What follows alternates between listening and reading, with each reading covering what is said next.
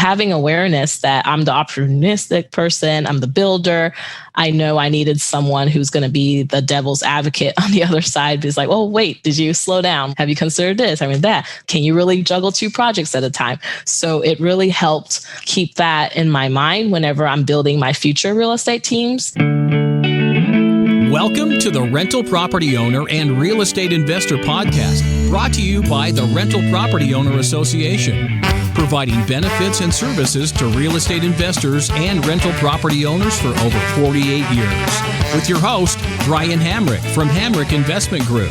This episode is sponsored by Green Property Management, managing everything from single-family homes to apartment complexes in the West Michigan area. Find out more at greenpropertymgt.com. And RCB and Associates, helping real estate investors and small business owners navigate the complex world of health insurance and Medicare benefits at rcbassociatesllc.com. Hello and welcome to episode 336.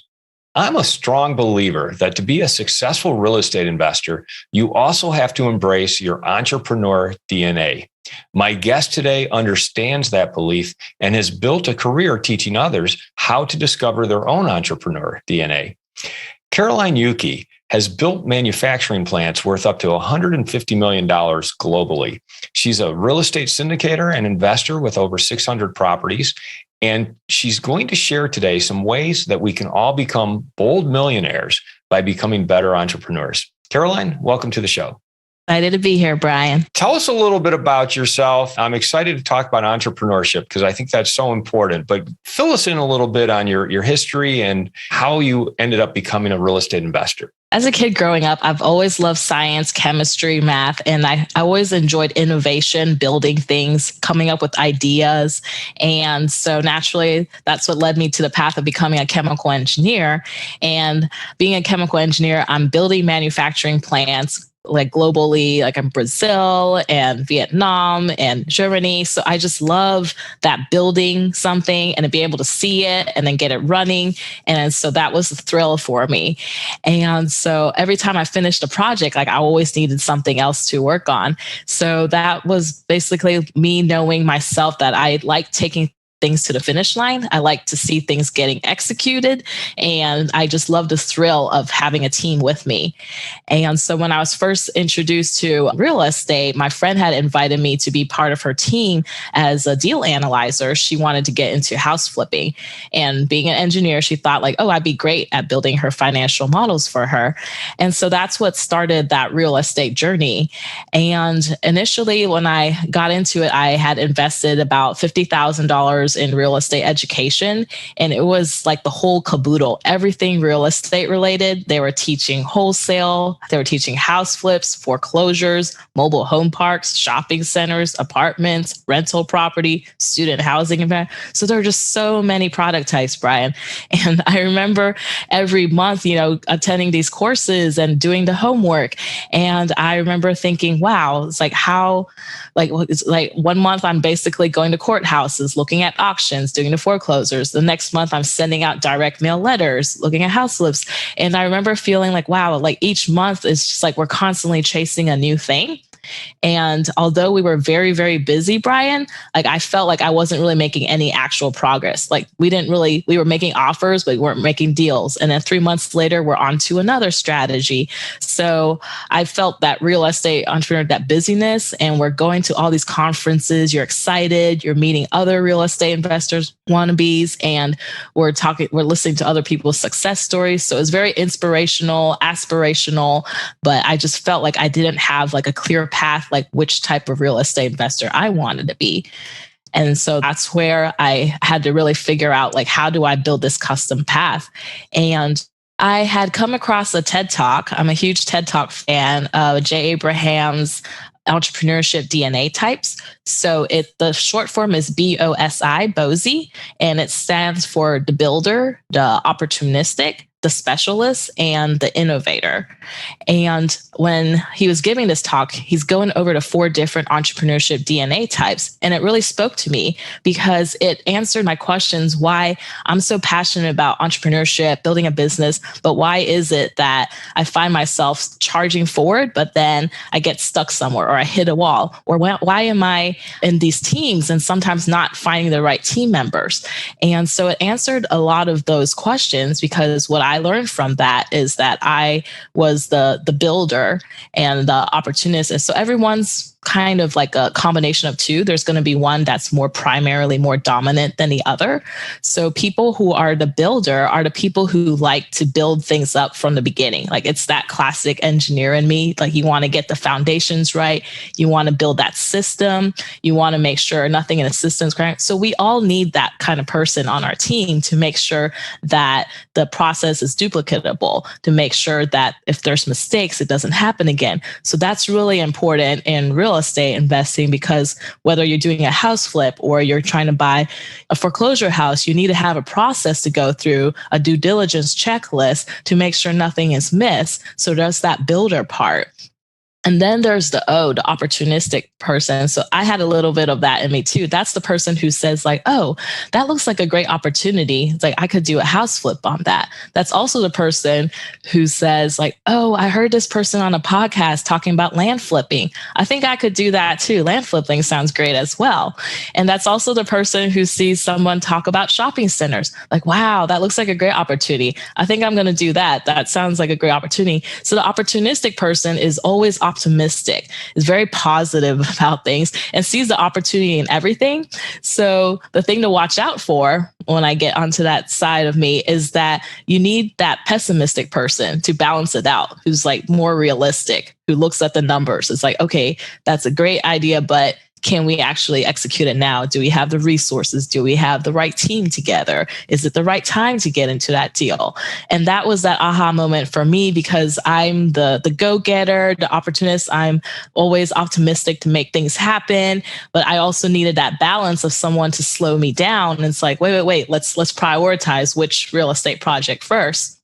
So that really spoke to me, Brian, like why, like I was always go, doing so many projects at the time. But then at the same time, like I felt like I wasn't able to complete it because I didn't have that person slowing me down, helping me prioritize which one was realistic or which one was more executable at the moment. Can you give us an example like of a project where we're a builder or you had that opportunistic, like give us a specific example of that and how you applied it to a project or an investment that you made? So when I first got into learning about wholesaling, the wholesaling is about, driving around the neighborhood, looking at houses that have opportunity to get flipped and all that.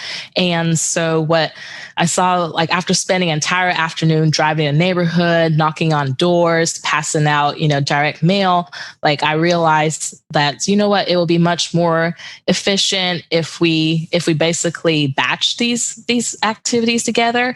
So the builder in me said, like, I need to build a system. I need to build a system how to be a bird dog. I need to build a system on how I can mail out more effectively. So that became basically, it became a system. It's like, okay, this month I'm going to target this zip code, and then I'm going to go through these streets and then basically just just take pictures of all the houses that had opportunity. And through my GPS, I could note down like what address they were. So I wasn't constantly like writing down like all the, and then I would mail out a postcard and saying like, I want to buy your house, and then just like mail out. So then I would basically have a person who was just always mailing. And then while one person's role on the team was basically to go out and just take pictures. And then we also learned a system. There was a time that I was just writing letters, Brian. I would just like write letters to these house owners and use my lunch breaks and just keep writing and writing. I remember my arm was just really sore. So I said, there's just has to be a better way. So let's build a better system. So instead of writing each homeowner individually, like what I did is like I wrote a more generic version, just like, hello, just want to let you know that I'm just buying your house, handwritten, and then basically photocopied it so it still looked handwritten, and then like filled in the name in it, and then put it, basically like mailed it put it on their house. And some of them, I just would literally just like stick it under their door and all that, because we were just in an aggressive market that we had to just be so direct. So the building the system is noticing like what parts in the processes that we kept repeating and doing it again. And then what was the flow of that, and how can we build that operation process so that if I were to train someone else to do the same thing, I'm basically handing them my operation manuals. Like, this is how we go about sourcing, the wholesale houses and all that. How did that turn out for you then? You built these systems. It seems like the opportunistic part of you said, hey, I'm going to try this system. I'm going to build the system. But how did it end up working? Did you actually acquire any of these properties? When we first formed our team, so my friend said she was going to be the person raising money, talking investor, and she would basically be like, acquiring, say the deal or no deal.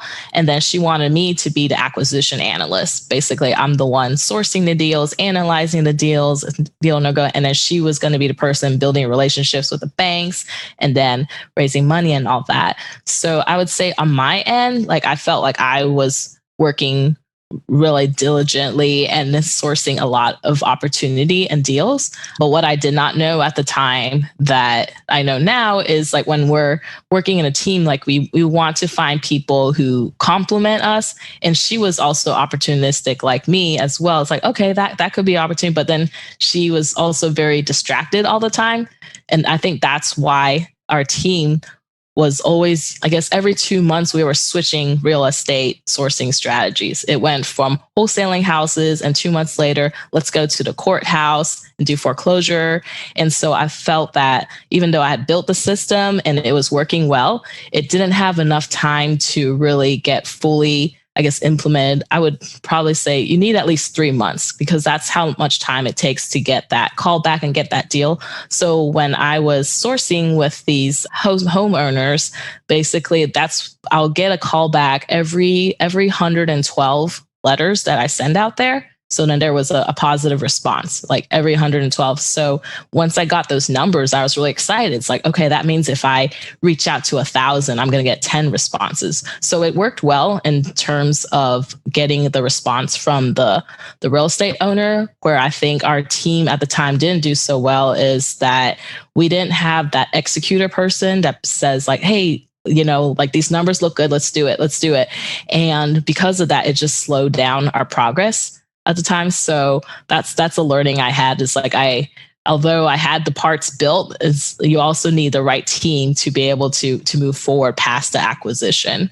So that executor person, is that the next role that in Jay Abraham's formula? Is it executor? Talk about that. How important is that, and what exactly is it? So the executor is the specialist. That's the person who knows how to get good at that one thing. Like they're basically like they become the expert. We know somebody who likes to basically fine tune and work on their craft. And so that's the person who specializes, and maybe it's understanding the real estate market, understanding like what is a good cap rate. These are good numbers. This is the offer, and just has that confidence that, this is a number we're going to go by, make the offer. And then if they accept it, let's go. And I think the fact that on our team at the time, we were all basically generalists, like we were just taking these courses. Nobody really was that expert to feel like they felt confident with making the call. Like we were just bouncing ideas off each other. I think that's where that fear set in. It was like, oh, well, yeah, this looks like it could work, but we're not sure. It's our first one. And so because we didn't have that specialist person on the team, and maybe an idea for the audience, if find themselves in this situation, the specialist could also be like a mentor. It could be someone who knows the market well and basically can give you like some feedback on what other things to do due diligence on. And we didn't know, but looking back, I probably could have also got the property insurance numbers, probably did some more comps, look at the neighborhood and get, multiple quotes with the rehab and all that. So we were missing that person who who basically can finalize and say like, okay, this is a solid deal. It's the green light. Let's just move forward. We were kind of stuck with always, it's like, okay, we got all these deals. This looks like an opportunity. That's an opportunity. But then which one do we go with? And then they were always kind of scared. Like once the offer got accepted, it's like, are they really ready to go? Because they were missing that specialist person who's just like, okay, let's go. This is it. Why aren't you the executor? What is it? You've got the B and the O. Why not the E? So I do enjoy executing, but I also have a bad habit of multitasking. So I feel like sometimes like when I execute it, it's basically a lot of projects going on at the same time. And at the time, the role that was given to me was more of the acquisition role of executing. And I think because at the time I wasn't the person who was raising the money, so I wasn't able to really make the decisions on the call of how to best deploy the capital and all that. So I think in the future, that's probably why acquisitions really should be carrying it to the end of executing. Like, okay, it's a great deal. The team, we all agree on the investment criteria. If it meets these criteria, we're just going to go. So that's the part I realized was missing from my role.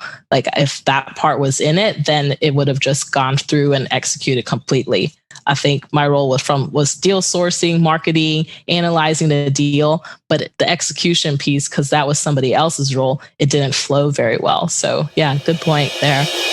I'd like to take a moment to tell you about Green Property Management. Not only do they manage everything from single-family homes to apartment complexes in the West Michigan area, they also manage my entire portfolio. So I can tell you from personal experience that their unique flat fee management style is worth a closer look. If you feel that your property isn't operating to its fullest potential, then Green Property Management can help you take a holistic approach that will save you money, eliminate your headaches, and increase your net income. And if you're a property manager interested in applying Green Property Management's model, give them a call at 1-866-95-GREEN or visit them on the web at greenpropertymgt.com.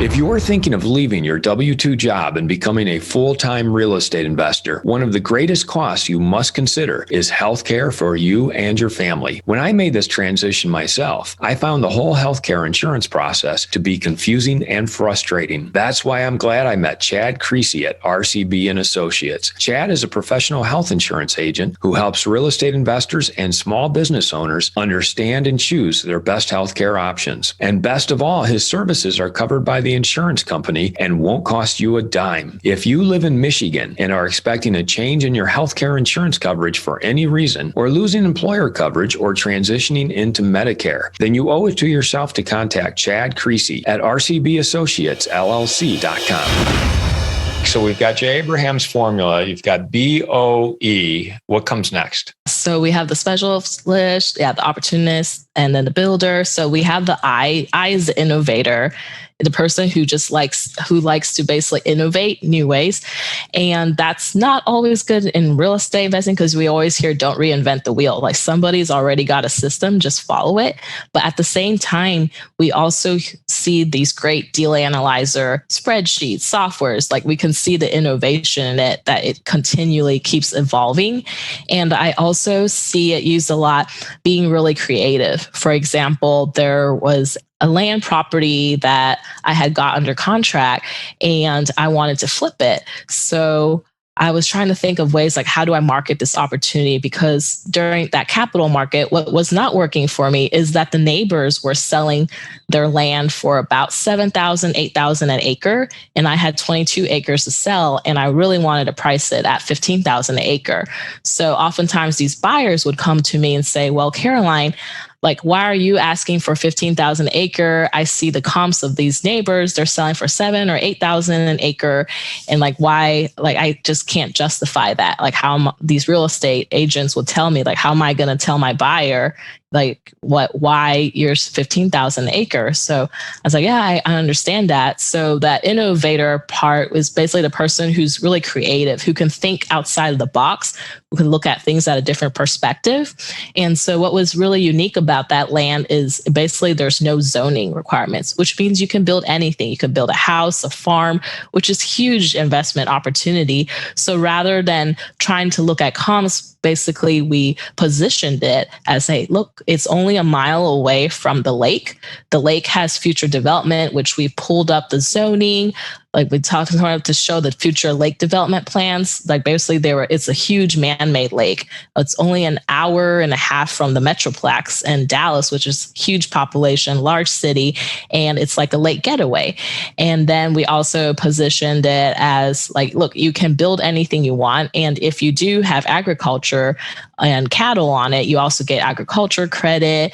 And then like the soil is great. And then the utility lines are there. So we really framed a story in a different way so that people understood it. And then I invested more money in, better photography, meaning most land listings out there, you'll see the realtor take pictures. It almost looks like they're taking pictures from their iPhone or something. It's just really flat. So I had the vision that I wanted to take the pictures from 10,000 feet above and then pay for the drone. So it was more expensive. It's like $1,200 for the photography, but it was so worth it. We took pictures during sunset. We took pictures with the lake view. We did like the hovering around the land and all that. And so that really sold the marketing piece of it because the visual was just beautiful. Like once I posted the listing for sale, within 48 hours, I had 8 phone calls already wanting to make offers. And then I was like waiting for the right offer to get to the number that we wanted to get to. So we ended up being able to meet that price, Brian. And I know like a lot of people didn't believe it. These realtors said I was out of my mind. But yeah, there was a buyer who really liked the story, liked the angle. And she herself was a real estate investor and she saw the potential of basically having no zoning. She could build anything she wants on it. That shows that you're an excellent innovator as well, to think of that. And let me sum up, because there's 3 amazing things in what you just said. One is that you were trying to sell land at a price per acre that was twice what the comps were, but yet you were able to do it because you realized there were 2 advantages you had. One is the zoning made it worth more than the comps. The other was you hired a photographer and an aerial photography, and you made it look as good as possible, and you were able to sell it. I think that's amazing. That's a perfect example of an innovator.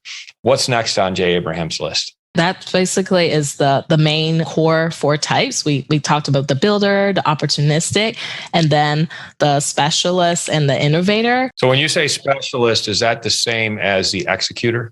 The specialist is the expert. Yes. So that's the person, the go-to person. Yeah, the expert, the executor they're the guru, the person that you ask advice from. And once you get their feedback or like their word is golden, we just do what they say. So we have these roles on our team. And Brian, what I learned from those entrepreneurs DNA types is basically when we form our teams as an entrepreneur, we know that we don't have all the traits, that we need. I think I read from another book. There's something like, I think it was 12 traits of an entrepreneur. I'll have to look it up again. But basically there's like different personas, like of characteristics, traits that we need. And nobody really has all of them, but that's why we form teams.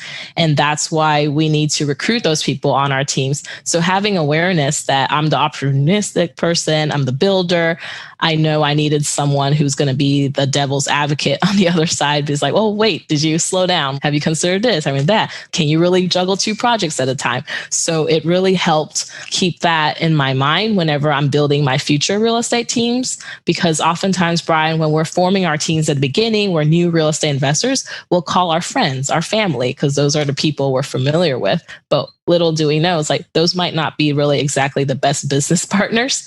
And we don't know what they're like in a business setting or what it's like working with them. And then it becomes difficult when you're friends or family, and then later on having to tell them that this business partnership is not working.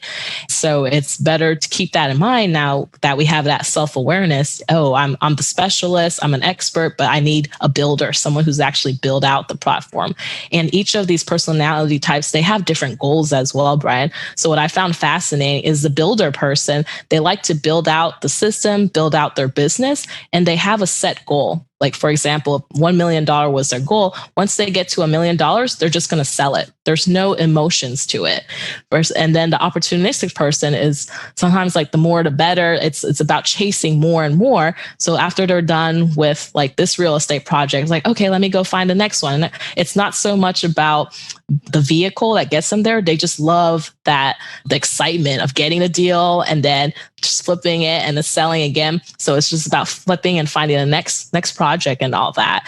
And then the specialists, like their goals are basically having that love of being able to be that expert of the area and staying in touch with it. So they basically love staying in their domain and basically being the know-it-all person.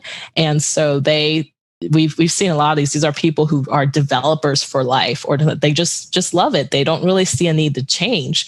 And then there's the innovator who their goals are, they just have so much satisfaction of creating something new and being able to shine with their story. Oh, I created, this new blockchain service that would, basically help real estate title companies. And basically they're looking for the next innovation idea.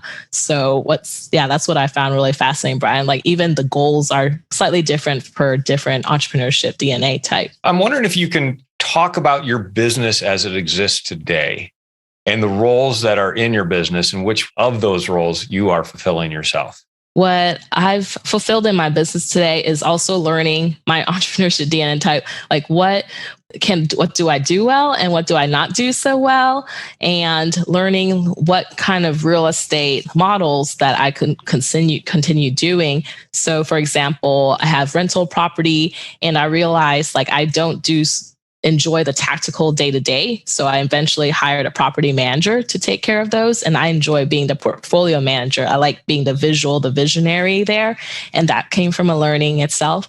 And so my current real estate team is a combination of rental and then also on the commercial side, getting into apartments. And being the opportunistic person, I heard on a podcast that was real, that land flipping was something big. So I had also got into land flipping for the past year, and it's been exciting. Just you might think it's boring just looking at land, what's there to do, but it's knowing the opportunity land, what's around it, the story. I've been doing land, whether in Virginia, North Carolina, South Carolina, and in Texas, and being able to flip it. And the beauty of it is you don't have to do anything to it. And maybe that's why it's appealing to me, because there's no following up with the contractor, doing due diligence. You're basically just like checking the soil, checking the zoning, and then whether it's buildable, and then that's it. And then you can kind of just hold on to it as an investment. And then a couple of years from now, you could just like flip it and sell it again. So I'd say, my current team out, I recognize that I'm the person who's the go-getter with the visionary to big goals. And I like to get things started. And then when it comes to the negotiations and sales, I enjoy that part too. So I'll take on those roles. And then when it comes to the selling of like basically making sure the invoices, everything's all paid for, I would trust that more to my accountant or someone else to highlight all those details and making sure that, basically all the I's are, dotted and the T's are crossed and everything. You talked about spending $50,000 on an education that showed you all these different methods, but you never really were able to follow through on any of them because there was just too many.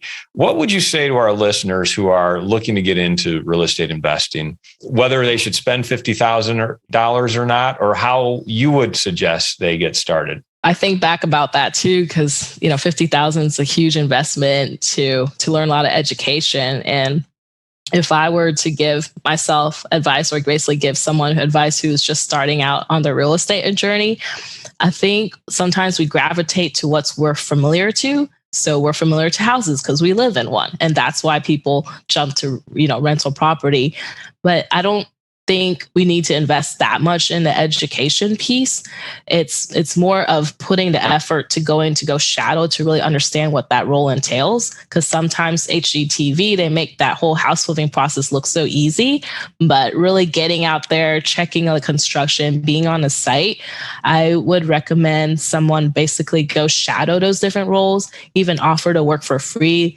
There's always real estate developers, house flippers in the community. And if you they're generally like very helpful, and they've also been in those same shoes too, that they're just learning. They'll just let you, work with them for a weekend and you can see what it's like. And sometimes it's just feeling your gut, like what it feels like, that instant reaction. Like when we go to a site, like, do you suddenly feel like you're going to throw up because you're looking at all the trash around? Like it's that gut feeling, being honest with ourselves. And it goes back to our personality, our DNA types. Like we instinctively know whether it's a fit for us just by being out there, feeling it, smelling the environment, talking to the people. And then if we feel like we're thriving in it, you just get that excitement, like time will fleet. Like I remember when I got so excited about doing deal analysis, like I could do like 10 different deals and analyze them a day. And I was just excited about the opportunity. So I could do it forever. But somebody else who hates looking at spreadsheets, that could feel like torture to them. So just being like very genuine and honest with ourselves, and understand that there's so many different paths that, you can do in real estate investing, and they're all profitable. Everywhere we look, there's going to be someone who has a success story with foreclosures or land flipping or house flipping. And we will also hear some failure stories or some horror stories with the land flipping. It's basically, there's stories of both, but what's more important is what do we want to do? How do we want to spend our time and energy? Because entrepreneurship is about trying to basically build more wealth and then reduce the time we spend in our job. And I think one of the big things, like I realized early on, Brian, is I got myself into another job by basically, having all these extra tasks involved. So that's something to watch out for as well, is like if we're being the technician too often, then on top of the W-2 job, we create another side job because we're basically so busy hustling that we forgot that we're supposed to be creating a business versus creating a job for ourselves. Tell our listeners how they can find out more about you or get in touch with you. My website is boldmillionaire.com. And on there, we basically have tips for new real estate investors trying to learn like what are the tax benefits or how to do due diligence when they are considering real estate investing. I really enjoyed this conversation, and you gave some great examples of how you use Jay Abraham's entrepreneurship DNA formula. And help me out here. You've got the B, which is the builder. You have the opportunist who goes after all the different opportunities. Yeah, everything's a great idea. Everything has potential. That's me. You have the specialist or the executor, the person who knows how to get things done. What was the fourth one there? The fourth one is the innovator, the creative thinker, the person who can think outside of the box, the innovator. Well, I love the examples you gave of all four of those. And I really enjoyed this conversation. Thanks so much for being on the show. Thank you for having me, Brian. Anytime. I want to thank everybody for listening to this episode. I'm your host, Brian Hamrick from Hamrick Investment Group, and you can find out more about me by going to higinvestor.com. That's higinvestor.com. And you can also ask questions and join us on Facebook by going to RPOA, Rental Property Owner and Real Estate Investor Podcast. This episode was sponsored by Green Property Management, managing everything from single-family homes to apartment complexes in the West Michigan area. Find out more at greenpropertymgt.com. And RCB and Associates, helping real estate investors and small business owners navigate the complex world of health insurance and Medicare benefits at rcbassociatesllc.com. You've been listening to the Rental Property Owner and Real Estate Investor Podcast, brought to you by the Rental Property Owner Association. You can find out more at rpoaonline.org. If you enjoyed this podcast, please go to iTunes to subscribe, rate, and review.